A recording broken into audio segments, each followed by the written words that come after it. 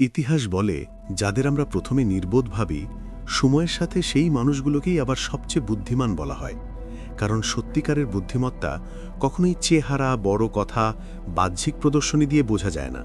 বোঝা যায় সিদ্ধান্তের সময়, বাস্তব পরিস্থিতিতে, আর সবচেয়ে বেশি বোঝা যায় ধৈর্য আর দূরদৃষ্টির মধ্যে। আজকের গল্পটি তোমাকে শেখাবে নিজে বুদ্ধিমান হওয়া আর অন্যের চোখে বুদ্ধিমান মনে হওয়া এই দুই এক নয়। তাই গল্পটা শেষ পর্যন্ত মনোযোগ দিয়ে শোনো। এক দেশে এক রাজা ছিলেন, আর তার দরবারে ছিলেন এক অত্যন্ত চতুর ও সম্মানিত মন্ত্রী। রাজ্যের ছোট বড় সব সমস্যার সমাধান তিনি চটজলদি বের করে ফেলতেন। রাজা প্রায়ই বলতেন, মন্ত্রী ছাড়া আমার সিদ্ধান্ত অন্ধকারে তীরছড়া। কিন্তু যতই তিনি রাজার উপকার করতেন, দরবারের বেশ কিছু মানুষ তার প্রতি ঈর্ষান্বিত ছিল। তাদের মনে হিংসা, কিন্তু মুখে প্রশংসা। এমনই এক রাজদরবার। একদিন রাজা হঠাৎ মন্ত্রীকে ডেকে বললেন, তুমি খুব বুদ্ধিমান, কিন্তু তোমার ছেলে, সে তো সম্পূর্ণ নির্বোধ, তার মাথায় কিছুই ঢোকে না। মন্ত্রী বিস্মিত হয়ে জিজ্ঞেস করলেন, মহারাজ, আপনি এমন ভাবলেন কেন? রাজা বললেন, আমি প্রতিদিন সকালে জনগণের খোঁজ নিতে বেরোই। তোমার ছেলে গ্রামের রাস্তায় দাঁড়িয়ে থাকে। আমি প্রতিদিন তাকে একই প্রশ্ন করি, সোনার দাম বেশি নাকি রূপার? আর প্রতিদিন সে বলে রূপার। দরবারে একদল লোক হাসাহাসি শুরু করে দিল। মন্ত্রীর মুখ নিস্তব্ধ হয়ে গেল। মন্ত্রীর প্রশ্ন, ছেলের উত্তর।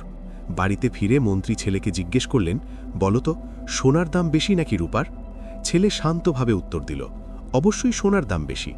মন্ত্রী রাগে বললেন, তাহলে প্রতিদিন রাজার সামনে ভুল উত্তর দাও কেন? সবাই আজকে তোমাকে নিয়ে হাসাহাসি করেছে। ছেলে মৃদু হেসে বলল, চলুন বাবা, আপনাকে কিছু দেখাই। রহস্যের উন্মোচন। ছেলে বাবাকে নিজের ঘরে নিয়ে গিয়ে একটি বাক্স খুলল। বাক্সের ভেতর ভর্তি রূপার মুদ্রা দেখে মন্ত্রী আশ্চর্য হয়ে গেলেন। তিনি জিজ্ঞেস করলেন, এত মুদ্রা কোথা থেকে এলো? ছেলে উত্তর দিল, বাবা, প্রতিদিন যখন আমি রাজার প্রশ্নের উত্তর দিই, তিনি খুশি হয়ে আমাকে একটি করে রূপার মুদ্রা দেন। আমি জানি সোনার দাম বেশি, কিন্তু যদি আমি সোনার কথা বলি, তিনি হয়তো সোনা চাইতে গিয়ে কোনোদিনই আমাকে কিছু দেবেন না। আমি প্রতিদিনের ছোট লাভ হারিয়ে একদিনের বড় লাভ চাই না। মন্ত্রীর উপলব্ধি। ছেলের যুক্তি শুনে মন্ত্রী হতবাক হয়ে গেলেন। যে ছেলেকে সবাই নির্বোধ ভাবছিল, আসলে সে ছিল দরবারের সবচেয়ে বুদ্ধিমান ব্যক্তিদের একজন। কেবল তার বুদ্ধি সবার বুদ্ধির মতো দেখাতো না। মন্ত্রী বুঝলেন, সত্যিকারের বুদ্ধি থাকে চিন্তার গভীরে, সিদ্ধান্তের পেছনে, আর নিজের লাভ ক্ষতি বুঝে কাজ করার মধ্যে।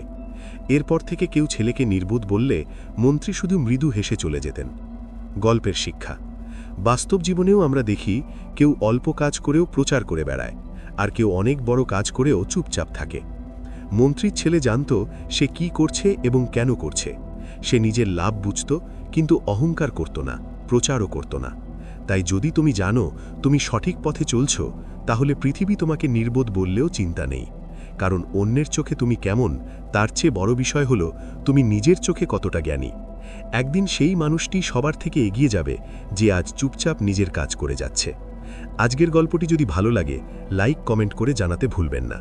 আর চাইয়ে আমাদের চ্যানেলে যুক্ত হয়ে আরও মোটিভেটেড থাকতে পারেন। ধন্যবাদ।